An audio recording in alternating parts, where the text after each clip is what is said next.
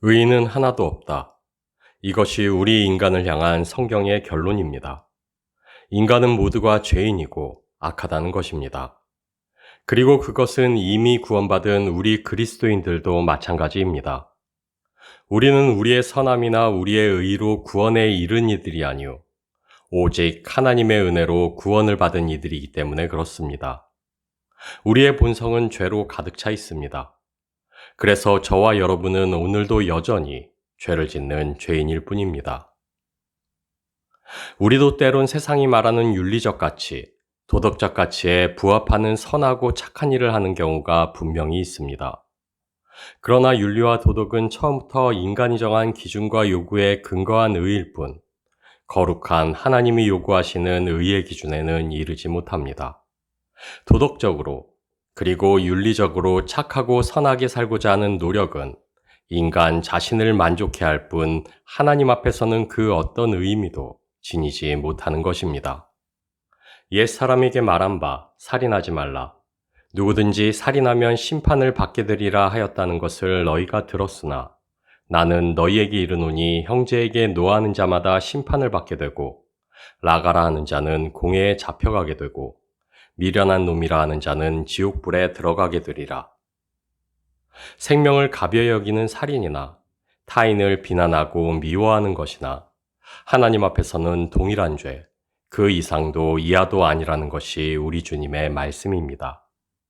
저와 여러분은 때때로 세상에 일어나는 온갖 범죄와 악한 일들에 분노하고 비판하며 성토하지만 그러나 하나님이 보시기에는 저와 여러분 역시 규모의 차이만 있을 뿐 우리 스스로가 악하다 규정짓는 이들과 마찬가지로 동일한 죄를 범하며 살아가는 죄인들일 뿐입니다. 우리는 끊임없이 죄를 짓고 죄로 숨쉬는 사람들입니다. 간혹 우리는 우리가 하나님의 형상대로 지음받았기 때문에 세상에서 특별한 지위를 가지고 있고 그래서 하나님께로부터 특별한 사랑을 받는다고 여깁니다. 그러나 역설적이게도 우리 인간이 하나님께 특별한 사랑, 그 아들을 내어주시기까지 하신 그 사랑을 받은 이유는 우리 인간만이 세상에 죄를 지었기 때문입니다. 인간은 우월하거나 특별해서가 아니라 죄인이기 때문에 특별한 은혜와 사랑을 받았습니다. 인간은 만물 위에 우월한 존재가 아닌 하나님의 특별한 사랑이 필요한 연약한 죄인들입니다. 그리고 이에 대해 성경은 죄가 더한 곳에 은혜가 더욱 넘쳤다 기술합니다. 그리고 그 역설이야말로 우리의 위로이자 자랑이며 기쁨이자 감사입니다. 로마서 5장 8절 말씀입니다. 우리가 아직 죄인 되었을 때에 그리스도께서 우리를 위하여 죽으심으로 하나님께서 우리에게 대한 자기의 사랑을 확증하셨느니라.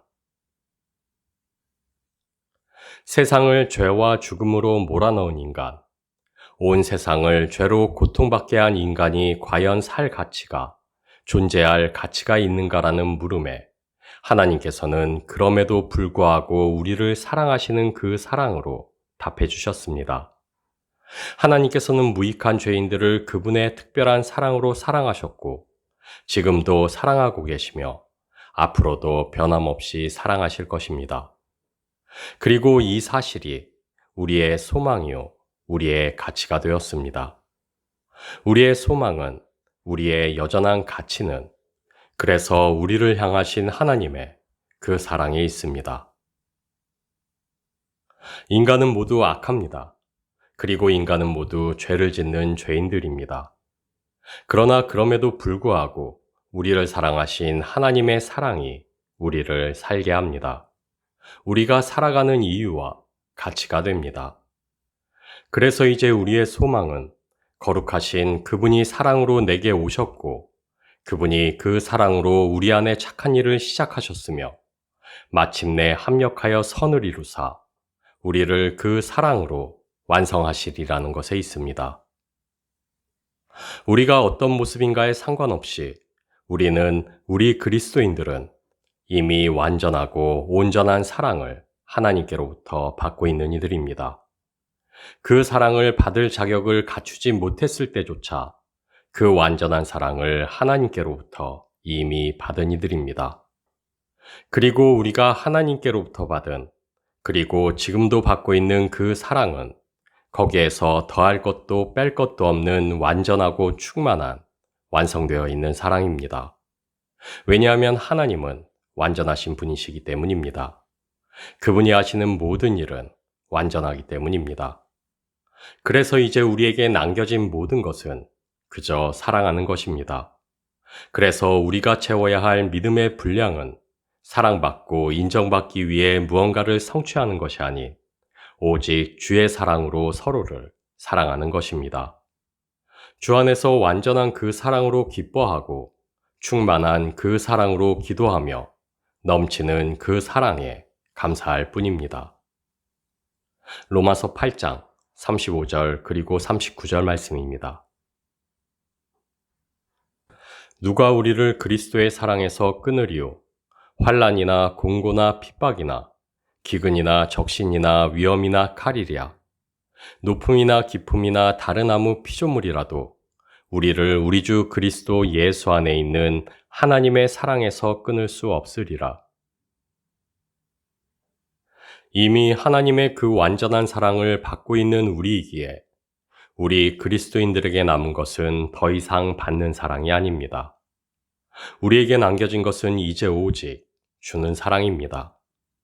그래서 우리 주님께서는 내가 너희를 사랑한 것 같이 너희도 서로 사랑하라. 새 계명을 우리에게 주셨습니다. 내가 이미 너희를 충만하다 못해 넘치게 사랑하고 있으니 이제 그 넘치는 사랑을 흐르게 하라 명령하셨습니다. 사탄의 교묘한 전략 중 하나는 우리가 이미 완전하고 충만한 사랑을 받고 있다는 그 사실을 잊게 만드는 것입니다. 사탄은 우리가 사랑받지 못해 외롭고 괴로우며 결국 홀로일 수밖에 없다고 속삭입니다. 사랑받는 자가 되기 위해 더 많은 일을 성취하여 세상을 만족시키는 삶을 살라고 떠밉니다. 그러나 우리 그리스도인들은 받고 있는 사랑이 넘치고 넘쳐 이미 풍족한 이들입니다. 하나님의 자녀된 우리는 그래서 더 이상 받는 사랑이 아닌 하는 사랑을 통해 하나님의 완전한 그 사랑을 증명하는 자들로 부름받고 있습니다. 우리는 사랑받고자 애쓰는 삶이 아닌 아직 완성해야 할 분량이 남아있는 사랑을 하는 일에 열심을 내야만 하는 사람들입니다. 요한 1서 4장 7절 말씀입니다. 사랑하는 자들아 우리가 서로 사랑하자. 사랑은 하나님께 속한 것이니 사랑하는 자마다 하나님으로부터 나서 하나님을 알고 주의 사랑으로 사랑하라는 새 계명은 주님이 우리에게 주신 단 하나의 명령이자 우리를 향한 주님의 뜨거운 사랑 고백이기도 합니다. 왜냐하면 내가 너희를 사랑한 것 같이 이 말 속에 이미 내포되어 있는 것은 주의 충만하고 완전한 그 신적인 사랑을 이미 우리가 받고 있다는 사실이기 때문입니다. 주의 새 계명이 우리에게 요구하는 바는 명확합니다. 내가 이미 너희를 사랑했다. 그리고 여전히 사랑한다. 완전하고 충만하게. 그러니 이제 너희에게 남은 것은 사랑을 하는 것뿐이다. 우리는 주께로부터 이미 충만한 사랑을 받은 이들입니다. 우리는 이미 완전한 사랑을 받아 소유한 자들입니다. 우리는 이미 하나님의 온전한 사랑으로 배불러 족한 이들입니다. 그래서 우리는 주의 사랑으로 사랑해야 하며 주의 사랑으로 사랑할 수 있는 유일한 존재들입니다. 배고픈 이들보다 배가 부른 자들이 자신의 손에 있는 음식을 남과 나누기가 수월하듯 이미 주님의 사랑으로 배부른 우리는 세상 가운데 주님의 이 사랑을 수월히 나눌 수 있는 유일한 존재가 되었기 때문입니다. 그래서 사도 바울은 사랑이야말로 우리가 하나님께 받은 지극의 은사라 기술하며 하나님의 그 충만한 사랑 안에서 항상 기뻐하고 쉬지 말고 기도하며 범사에 감사하라 당부합니다. 이미 완전한 사랑으로 내 삶에 임재하여 계시는 주님을 붙들고 주께서 그토록 채우고 완성하시길 원하시는 하는 사랑, 주는 사랑을 성취하며 살아가라 권고합니다. 그래서 우리는 그 사랑에 기뻐하고 감사하며 매일같이 기도로 그 사랑을 구하고 찾고 두드려야만 합니다. 우리를 향한 주님의 사랑이 부족하기 때문이 아닌 우리가 이미 완전한 사랑을 받고 있다는 그 사실을 되새겨 기억하기 위해서, 그리고 그 사랑이 우리를 통하여 흘러가게 하기 위하여 우리는 매일같이 그 사랑을 묵상하며 주의 선한 역사를 구해야만 합니다. 하나님이 나를 사랑하십니다. 하나님이 당신을 사랑하십니다. 우리는 이미 넘치도록 사랑받고 있습니다. 그리고 하나님의 그 사랑은 언제나 영원히 변함이 없습니다. 그분의 온전한 사랑으로 기뻐하시고 그분의 거룩한 사랑 가운데 기도하시며 그분의 충만한 사랑 때문에 감사하십시오. 그리고 완전한 그 사랑 안에서 넘치는 그 사랑 때문에 오늘도 그저 사랑하십시오.